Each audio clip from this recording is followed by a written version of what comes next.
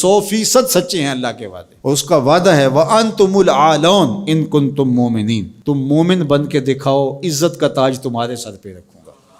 یہ وعدہ ہے اللہ کا۔ ہم کب مومن بن کے دکھایا ہے کہ ہم واقعی اس تقاضے پہ پورے اترے جو ہماری شریعت نے ہم سے کیا؟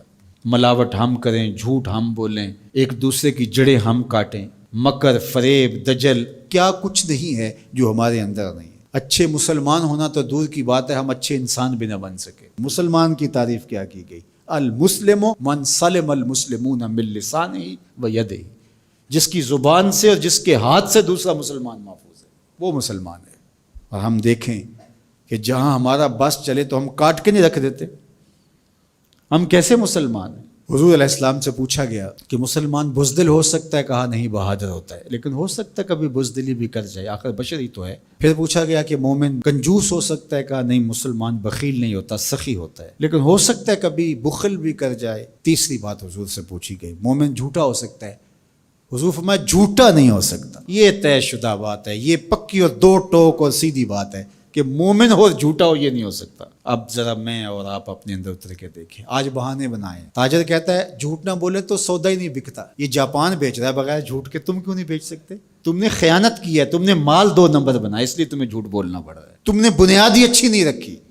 پوری دنیا کے سودے سچ بول کے بک رہے ہیں، تمہیں جھوٹ کیوں بولنا پڑتا ہے؟ تو جو جہاں بیٹھا ہے وہ لوٹنے بیٹھا ہے۔ جب میں کہتا ہوں الہی میرا احوال دیکھ، حکم ہوتا ہے اپنا نامہ اعمال دیکھ۔ اگر کافر آج دنیاوی شان و شوکت حاصل کر گئے تو دیکھو کہ انہوں نے محنت کی، اور تم جب ہاتھ پہ ہاتھ دھر کے بیٹھ جاؤ گے تو پھر اللہ کا ضابطہ یہ نہیں ہے کہ وہ محنت کرنے والوں کو محروم رکھے اور نکموں کو نواز دے۔ تنے مردہ سے بیزار ہے حق، تنے مردہ سے بیزار ہے حق، خدائے زندہ زندوں کا خدا ہے۔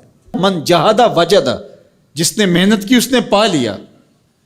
چیونٹی بھی دانہ اٹھاتی ہے، ہمت نہیں ہارتی تو بالآخر اپنی منزل تک لے جاتی ہے نا۔ چیونٹی بھی ہو ذات کی تو اس کو بھی نتیجہ خیزی تک رب پہنچاتا ہے۔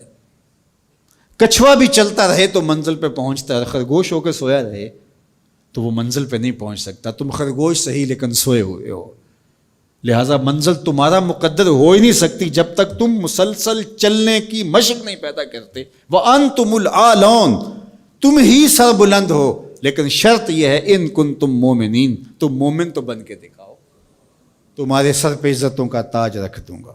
آج ذرا دیکھیں ہم کھڑے کہاں ہیں۔